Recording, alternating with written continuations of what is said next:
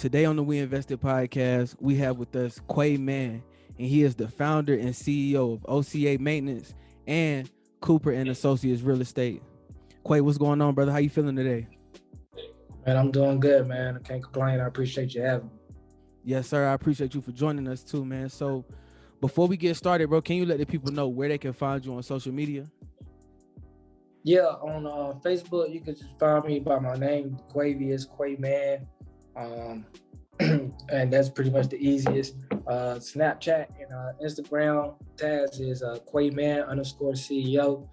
Twitter is Quay Mann _tune in. For sure, bro, for sure. So let's jump straight into it, man. What is OCA Maintenance? OCA Maintenance is a one-stop shop that pretty much we handle pretty much all your majority home remodel needs. We offer a number of services from flooring, painting, window, door installation, exterior siding, exterior painting, handyman repairs, and another numbers of services.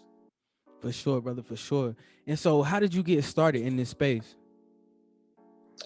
I got started with home remodeling, and actually I got started with real estate first and property management. And I was using a lot of independent vendors to service our properties that we manage, and kind of just caught interest from there. And it was like, oh, let's start another company and see if we can get in this space as well, and come from all angles as far as like the real estate industry as a whole and the construction industry. For sure, man. And I think that you're the first person that I interviewed, man, out of 40, 50 something interviews, person that runs two companies at one time. So it's like you're wearing two hats at once. And I originally discovered you. I originally found out that you had OCA Maintenance. And then as I kept digging and kept doing my research, I also found out that you're the founder and CEO of Cooper and Associates Real Estate. So, what's it like to balance these two, different companies or different entities that kind of feed off each other and play off each other? What's it like wearing both hats? Yeah. I mean, just to start off too, I founded OCA. I didn't found Cooper and Associates just to give her her rewards and her appreciation. Janice Cooper actually founded Cooper and Associates. I just took over the operations for her. But I mean, man, it's pretty, it's pretty interesting. Like I said, we try to come from all different angles in the construction and in the real estate industry, and they all intertwine. Essentially, it is two businesses, but I tell people sometimes it's actually three, because within our location, we do sales, real estate sales, so we can help anyone buy or sell a property located in North Carolina. And we also do property management. Property management right now, we manage, I can't think of the exact number off the top of my head because we just added a group of properties, but we're a little bit over 450 properties right now. And then we also, with OCA Maintenance, which is the home remodel and the home construction company. I mean, that's every day. We're able to have in-house teams that we can offer to our clients to help service their properties and keep it running and managing and efficient as possible if they want to go that route. OCA Maintenance also does public orders as well. So if anybody wanted to call in and have us come out, take a look at what they needed to get done, we have the platform to do that as well. But getting started, that was the ideal as first, is if we could get an in-house team to help with the volume of the repairs that's needed for our property management and our clients when we're working with buying and selling. For sure, man. That's genius. That's genius, brother. So what, if we back it up a little bit, what originally got you, I guess, interested in real estate? Like, how did you get bit with that bug, that real estate bug? Man, it's kind of funny because I always said I would never do it. My mother and my aunt, growing up, they both were real estate brokers in North Carolina. And I was just like, that's not something I see myself doing. You know how it is growing up, especially as a young man. You sometimes you could be rebellious to what moms and what aunt might do.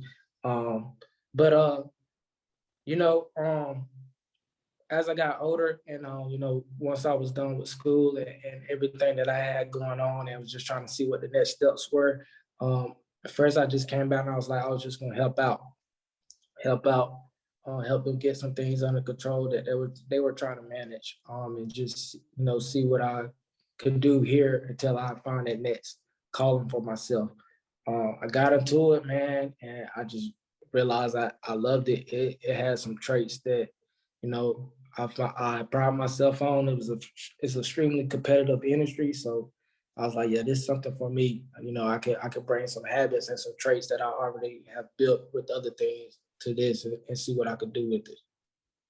For sure, man. And so, kind of speaking on school and competitiveness, you went to Duke University, and you played football out there, man. So how was that experience for you? And how do you think that experience kind of helped you become who you are today?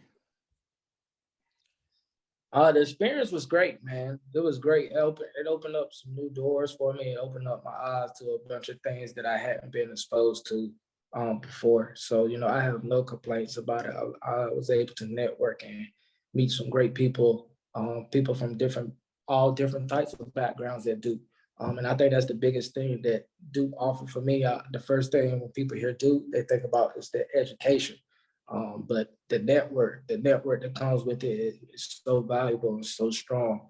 And then as far as playing football, just the things that I mean, football in general at Duke, my time at Duke, and then my time just playing football throughout the years growing up. I pride myself on a lot of things that come up with football, and that's being competitive, that's having grit, being knowledgeable, being able to pick up and learn things in a short time frame. And one of the biggest things for me, I think I've learned from football is just being able to handle adversity, man. Being able to, when things seem like they might be taking a wrong turn, to just stay level minded and go even harder. So I think that's the biggest thing. That there's a lot of different things that translates over, but I think that's the biggest thing for me that I stand on is just being able to handle whatever I'm faced with. For sure, brother, for sure. And so, with these different hats that you worn, throughout your life, so from the football hat to the founder hat to the CEO hat, which one would you say is your favorite, or which one would you say means the most to you? Ah, the CEO founder thing is still new, man. So I'm still getting hit with things every day, and I'm still learning what I like about it. But right now, I would, football. Even though I'm not playing still that first love. I started playing football when I was 7 or 8, and didn't stop till I was 24. So I still got a love for the game. I don't play anymore, but I still got a love for the game. But like I said, I learned a lot of things from it that are translating over, and then I'm using um with this new path. So it's good. I'm learning. I'm loving more the path I'm on and what I'm learning day to day. For sure, brother, for sure. And so, it looks like you made a move from Rocky Mount to Charlotte. So, what was the idea behind that move? And, how has that enhanced your business or even enhanced your personal life by just making that move to a different city? Yeah, I mean, I ended up in Charlotte when I was getting ready out of, and excuse me while I'm trying to plug up this thing, man. I talk. While I was getting ready to take the next step with football, and I was done my collegiate career. That's actually what got me in Charlotte at first. I was down there training for my pro day and everything. And then my girlfriend at the time, my fiance now, she was already living in Charlotte, went to Charlotte. So to be honest, man, that's why I'm still there. Happy wife, happy life. She loves Charlotte, but I love Charlotte as well. I was able to, you know, again, be exposed to some new experiences, and I just saw the growth in Charlotte. And I just, Charlotte is a place where you just go and you can be creative, man. You can see some new things and just learn some things that you could bring back to your hometown and help develop your hometown with. So that was the biggest thing for me right now. As far as transitioning back and forth, I make it work, and I decided to stay there just because, again, it just gives me a broader area to network, a broader area to meet different people. I'm not always stationed in one city. So from Charlotte to Rocky Mount, I'm working all the way down out of 85. You know, I do a lot of my stuff is in the Triangle area, Durham, Raleigh, Chapel Hill, and Rocky Mount and Charlotte. For sure, man. That's dope. That's dope, brother. And correct me if I'm wrong, man, but I think I saw something on Facebook. Did you have like a recent project going on in Rocky Mount or in the Triangle somewhere? It looked like it was some big project going on where they had artists involved and just all different kind of people. It looked like they were, I guess, painting on the street or something like that. Yeah. So yeah, our company OCA Maintenance was able to contract with a private group here in the city of Rocky Mount to paint a mural in front of the event center located downtown. Um, and then the message behind that mural pretty much is what we did is we painted the words "End Racism" on the street right in front of the event center. And each letter we did a different mural. We also partnered with some private and individual artists to kind of team up with us and help us, create and bring their creative expertise to the table, and be able to just be able to give a good product and have a good finished product. So that was amazing, man. That was an amazing thing to be a part of. They're actually doing a reveal this weekend for the city, and they're doing an event and everything. I think they're supposed to have like some local vendors and food trucks and things out there for it. So I'm excited about it, man. And I was glad to be a part of it.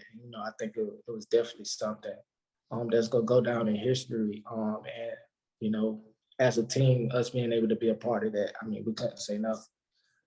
Nah, man, that's amazing. And that's definitely a legendary move, man. So how did it feel when you know what I'm saying, when you booked that deal or when you found out, okay, you get to be a part of this project and it's something that your name will be tied to forever, like throughout the history of Rocky Mount? How did that moment feel for you?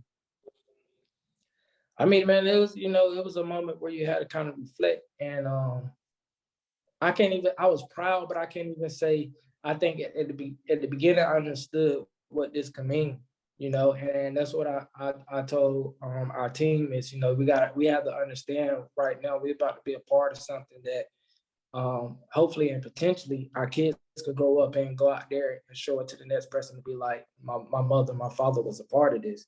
So that was the biggest thing, was just, all of us understanding that this wasn't an individual thing. This didn't have anything with individual accolades. We're part of something that the city is coming together to do. And, we just a piece of the puzzle. So, I mean, I was happy to be a part of it, man, but I also understood this thing was way bigger than me. I'd be selfish a little bit to kind of just say like, oh yeah, I'm doing this, and I'm about to do this. Like, nah, it was a lot of moving pieces and a lot of people that play a part in this thing. For sure, brother. That's dope. That's dope, man. So, with you wearing two hats, man, and running two different businesses or two businesses that are intertwined, like you said, um, what would you say is the importance for you personally, having multiple streams of income? The important, oh man, I mean, it's having multiple sources and streams of income is extremely important, especially if your end game and your end goal is to create financial freedom for yourself. Just being able to have those different streams, you always got support. So if one thing for any reason is just not going how it might usually go, or it's not producing how you would like to produce, you always got that other stream as a backbone, or the other streams, however many streams you've created for yourself, as backbones to support one another. So it's extremely important for those who are seeking financially freedom. And two, I mean, I'll say this, man. I think people get confused sometimes with thinking that multiple streams of income mean I got 3 or 4 jobs. Like, that's not the case, man. You don't have to have 3 or 4 jobs to have multiple streams of income. Get out here, get some, learn, read some books, do some research, um, improve your financial literacy, and you'll understand, like, having multiple streams of income don't mean I gotta clock in this place, this place, this place. So But it's extremely important, man. And if, like I said, if your end goal is financial freedom, or one of your goals is financial freedom, definitely learn about multiple streams of income and how that can help.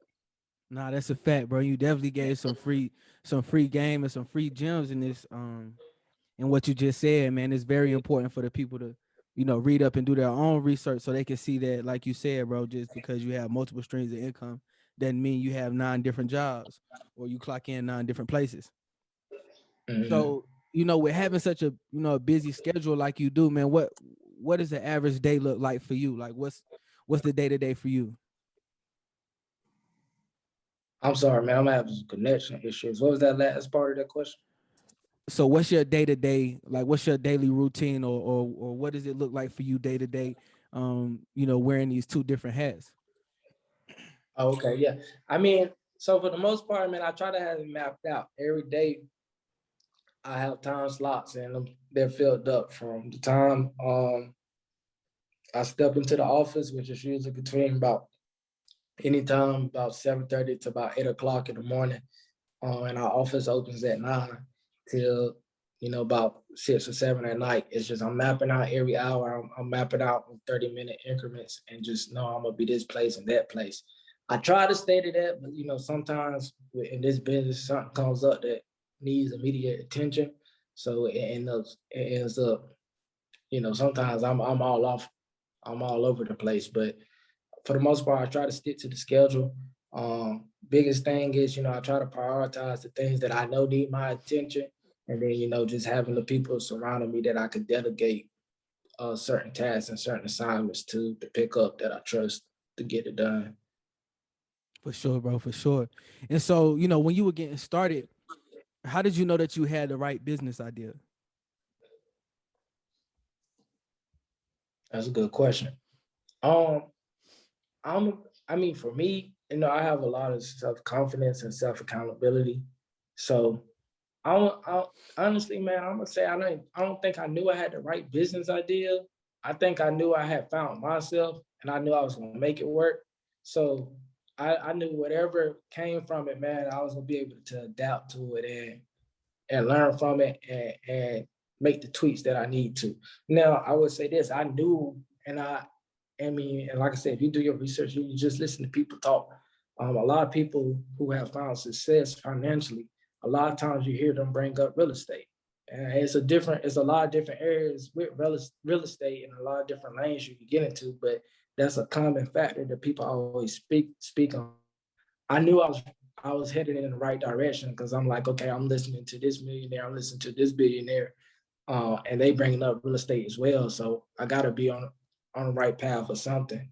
Um, and then I think once I got into it, more so just the response I was getting from my team and the people around here, and the response from clients and customers, and just numbers and results. I was like, okay, let's do this thing. Like I already had that confidence, but let's do it, and you can do this, and this is a good plan.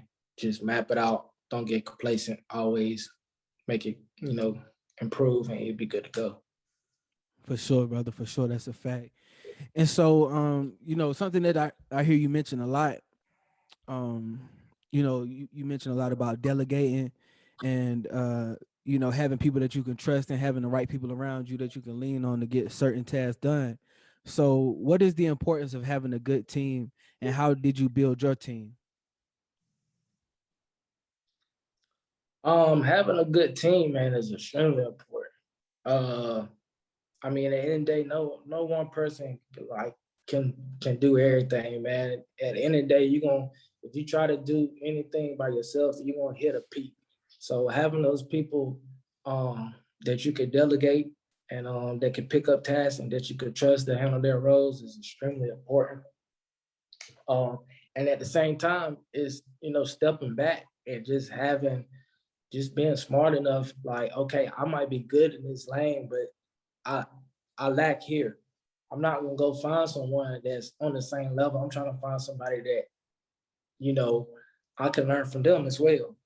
That's gonna make us better in that lane. So, my thing is if we gonna collab on a project, I want you to be smarter than me in some aspects, and I'm gonna be smarter than you in some aspects, and we're gonna just feed off each other's strengths and learn to grow from each other. Um, and I think as far as building it, that just takes time. I'm a firm believer that energy gravitates to energy, so it just takes time, man. And you just gotta learn how to pick and choose and see what traits and habits from yourself that you see in other people that you're like, okay, I think we can partner and we can work together for a collective goal.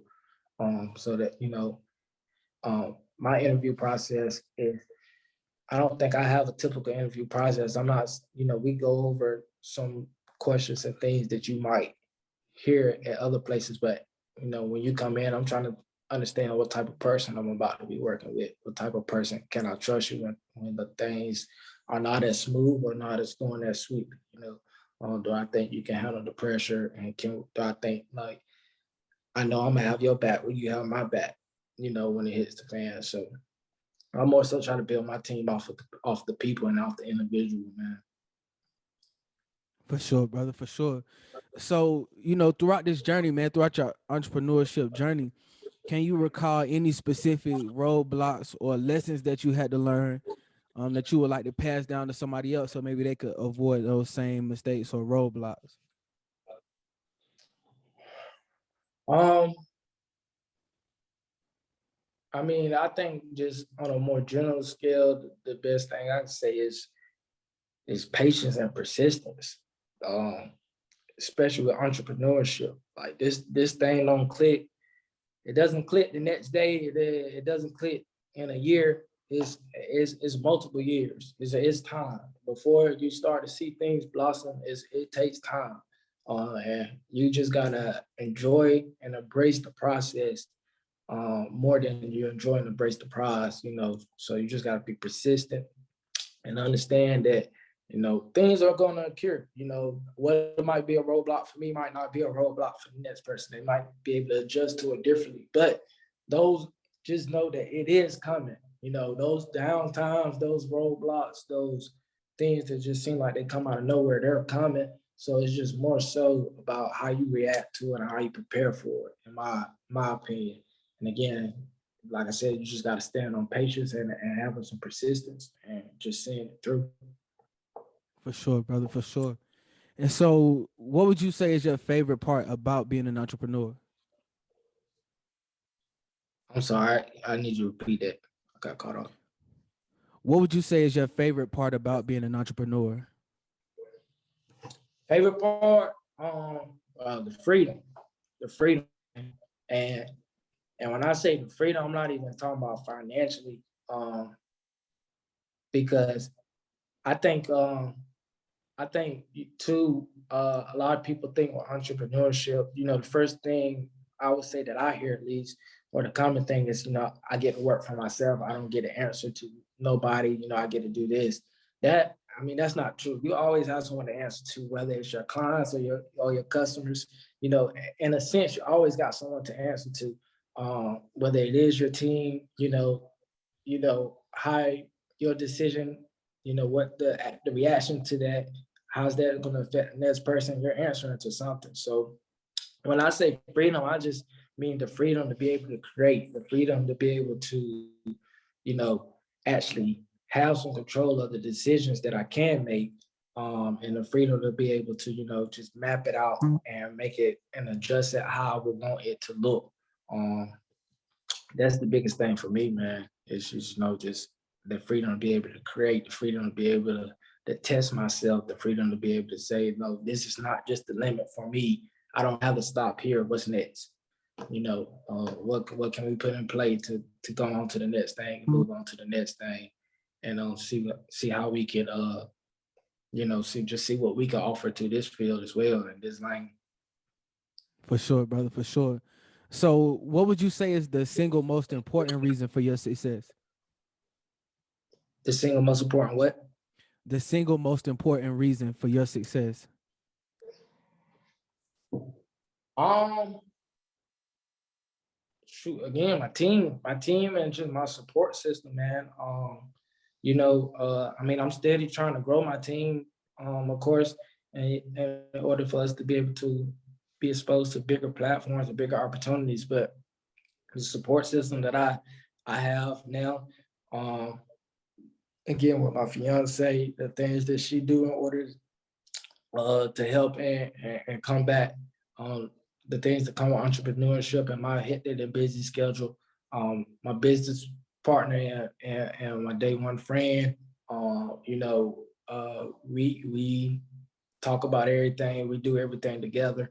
My parents, of course, and then like my team with actually within the office and out there in the field doing the jobs, just being able, to trust them to pick up roles that I can't do and I can't be at every place. That's the greatest and the biggest thing towards the success. Gotta have your team right. Gotta have the people around you right. For sure, bro. For sure, I couldn't agree more. So throughout your business journey, man, can you recall a specific fight or flight moment during your journey? Like like man, it's either all or nothing, or it's either this gonna happen or it's not gonna happen. I'm not just gonna do it. Can you recall like a critical moment like that? Yeah, true. I'll be honest, I would say my decision to just come and do this, man. Like I said, I was based in Charlotte. I had a job in Charlotte, a job where there was an opportunity to make a lot of money. And I was jumping, I was just taking a jump, and I was just like, man, I could sit here and I could make what I'm looking at making, or I could go here and I could, like I said, I could create and just see, what I could do for myself. So taking that decision, man, just the start, I would say that's the biggest because I was pretty much coming to something where I already knew like there was gonna be some trials and some tribulations and some things that need to change. So the beginning and the start for me was the biggest thing, just having that faith um, in God and in the situation and in myself to just say, yo, this is what we're gonna do. I'm gonna make this decision and I'm gonna do everything I can to make sure that it was the right decision. So Who do you look up to for inspiration and why? um in general or like just on business or personal. In general, it can be both business or personal. My grandfather, man, my grandfather. I tell everybody that, man. The first thing I tell people is, when I was younger, my grandfather was a vital part in raising me, and I learned so much from a man that has a third grade education. My grandfather grew up on a farm. That was most of his life. Didn't get past elementary grade level, but I was able to learn so much from him because he had, like, when it just come to creative intelligence and just just the intelligence, just for the lack of the better word, just having the intelligence to be able to make things function and just understanding functionality. Man, I learned so much from him. I understood. I mean, I understand the importance of education as well, but I just understood the importance of, you know, the mind in general and what you can do with your mind. And so again, he'll always be my greatest inspiration for sure. That's dope, brother. That's dope. So, how do you define success as an entrepreneur? Um, how do you find success as an entrepreneur? I mean, at the end of the day, I think success is just come with, at the end of the day, you got a mission. So, you know, doing whatever you can do and combating anything that you can back to get that mission done. I think, once that mission is done, you can say it's success. But it's, it's different levels and different missions. Just like if you was playing a video game, you might succeed and pass a mission, but the next mission coming. So I think success is just, having a ideal of what a milestone or end goal, whatever you want to call it, is for yourself. Attaining that, and then you're successful. But also to sustain success is just not being complacent and be like, okay, I reached this one. Now what's the next thing that I need to go and knock out and complete? For sure, bro. For sure. So, how would you like for people to remember you and your companies? Um, I mean, just the day-to-day traits and habits that I mean, what I tell our team is the day-to-day traits and habits and the culture we build within this office and within a team. That should translate to the people that you know are introduced to us or the people that we're interacting with. They should definitely feel our culture. They should definitely feel how we do things. Um, and no, they should be able to understand that like if you're a part of what we got going on, it's a certain standard, it's a certain order that you're gonna bring with whatever your role is that you're gonna bring with you. So I think the biggest thing I want people to be able to gain from that is I want them to be able to see and say, oh, this is how they do things. And I felt that when I had my interaction with them, whatever that interaction was. So what would you say the future of your companies look like? That first part got cut off, my bad. What would you say the future of your companies look like? So what does that future look like to you? Yeah. Man, shoot. There's no limit for us, man. Like I said, I'm the type of person, once we hit a milestone, we going on to the next one. And some milestones, I don't even know what they are yet because I ain't been exposed to it. But I think the future for my company is just to continue blossoming, continue to grow our platform, continue to grow our teams, and just continue to create as many opportunities for as many people that can be a part of it. So, you know, what does that look like on the physical form? Of course, multiple locations, uh, multiple departments, multiple services, multiple things that you could come and get pretty much in a one-stop shop type scenario. Um, that's what the physical looks like. So it's a lot of things, man, in the notebook that we got to tap into that we ain't got to yet, but it's written. And I believe you got to write it out first, and then the physical manifests itself. So it's a bright future for us. I say that confidently. It's a bright future. That's a fact, brother. That's a fact, man. Hey, I appreciate your time today, bro. But look, before we get out of here, Hey at the man, I appreciate you, bro. I yeah, appreciate you for sure. at the end of every podcast, bro, we like to play a rapid fire question game. 3 questions. So if you're down for it, I'll go ahead and start asking them. Okay, I think I got a little delay on yours, so don't think it ain't that rapid. Or I Nah, it's might all use it good. as an excuse, actually. But no, Nah, I'm ready. it's all good, brother. It's all good. So look, question number one: where's your favorite place to travel? You said favorite place to what? To travel. Ah, mm, um, that's a good one, man. I'm a fan of Florida, man. I've been to a couple of different, just the state of Florida in general. I've been to a couple of different cities in Florida, but every city I went to had something to offer that I had a good time. So I say Florida right now. Florida, then Mexico. I threw two in there, but I know. No, that's hard though. That's hard. So look, question number two: what song explains your life the most? Oh, that's a good one, man. Uh, it depends on the mood, but I mean, at the end of the day, man, whatever mood I am, you turn on that Dreams of Nightmare, it's gonna turn me up. That Dream of Nightmare is gonna get me going. So I say Meat Mill Dreams of Nightmare, man. It's just I don't know. That thing come on, you put me in a whole different zone. I'm ready to go. Whatever the task ahead, let's get it done. That's a fact. That's a fact. And look, final question, bro. What's an amazing thing that you did that no one was around to see? That's a dope question. Um, yeah, nobody was around to see. Um, I'll say, man, I guess I said, yeah. I mean, from time to time, man, sometimes I like to try to, if I feel moved or it just put on my heart, if I see somebody that I think could use a good meal or something, I try to give them a meal. And I did that one time. I think I was at a Subway.